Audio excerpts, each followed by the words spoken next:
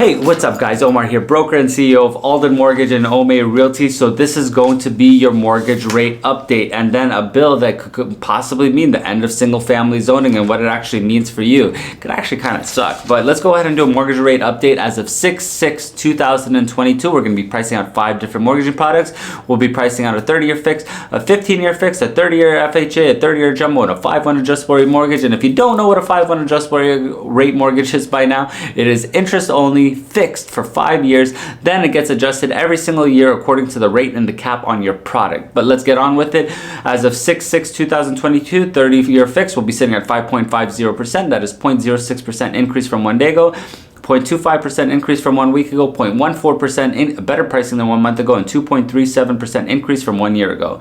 15-year fix will be sitting at 4.84%. That is 0.05% increase from 1 day ago, 0.12% increase from 1 week ago, 0.07% better pricing than 1 month ago, and 2.31% increase from 1 year ago. 30-year FHA will be sitting at 4.84%. That is 0.01% increase from 1 day ago, 0.20% increase from 1 week ago, 0.36% better pricing than 1 month ago, and 2.20% increase from 1 year ago. 30-year jumbo will be sitting at 4.75%. That is 0.04% increase from 1 day ago, 0.14% increase from 1 week ago, no change from 1 month ago, and 1.63% increase from 1 year ago. 5-1 adjustable rate mortgage will be sitting at 4.62%. That is 0.04% increase from 1 day ago, 0.19% increase from 1 week ago, 0.06% better pricing than 1 month ago, and 2.37% increase from 1 year ago. And that's going to be your mortgage rate update. And if you did need any real estate services at all or any mortgaging assistance, link in the description below. As a mortgage broker here in the state of California, we'll be more than happy to help you out with any mortgaging assistance that you have. And if I didn't mention any of them, please shoot me a comment, Instagram, all that stuff, DM me, whatever. I'll go ahead and help you out as much as I possibly can. At least let me try to beat your big bank. Whoever you have your mortgage with, at least let me attempt to go ahead and beat them, because what is it going to do? It's not going to hurt anybody except, you financially, I guess. So there's this bill that got passed, okay?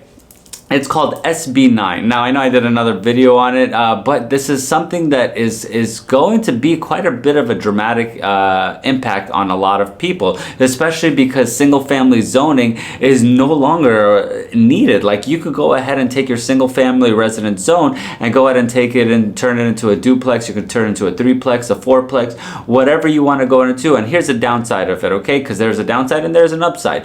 Let's go ahead and do the good, okay? Because I always yeah, let's go ahead and do the good. The good is, if you ever bought a single family residence and you want to go ahead and subdivide that whole entire residence into 4 separate units, you could go ahead and do that. Now, the thing is that you potentially could actually do this right now, and a lot of people do that, especially when you're closer around college campuses. A lot of investors, what they'll do is they'll go ahead and buy a property, a single family residence, and instead of renting it out to just one person, what they'll do is they'll rent out each individual room to, like, let's say 1 person here, 1 person there, which actually is better as far as business goes, because you could actually charge more per room than you can if you rented the whole house as a whole. But here's the downside, okay?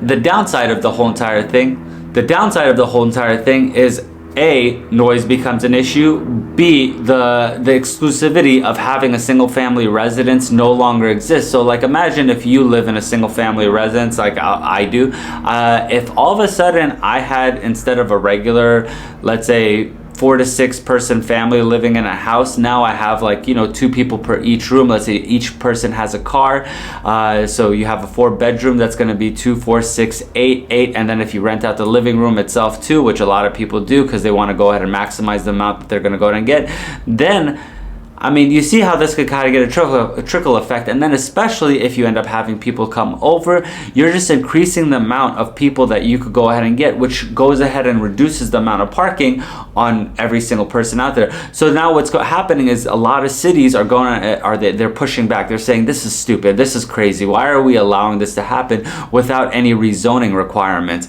Well, SB9, the initial part of it was to go ahead and make affordable homes more available to a lot of people. people because rent increases have been so dramatic, home prices have been so dramatic, interest rates, as you could see, have been so dramatically high that it's kind of shit for every single person out there that's trying to either rent, or they're trying to buy, or they're trying to, you know, make something within their means. Because even though that the whole entire housing market has increased, doesn't mean that the wages have increased that much. What, like by 0.1%, what, they give you pennies on the dollar at the end of the day? So it's kind of stupid on both ends. I understand the heads of the coin and the tails of the coin. Both sides of the coin, I completely understand. In my personal opinion, I think for investing, it's great. As a personal primary residence, I think it sucks. I hate it. I would hate to have that. I think if you're going to go ahead and do exactly as far as, you know, buying a home and making sure that it falls into the suit of what actually you're trying to buy, I think you should just keep it that way, and then go try to invest into a duplex. Go try to invest in a fourplex, something that's already zoned for it. But let me know. I'm so curious to see what you have to think. So if you like the content, please like, subscribe, comment.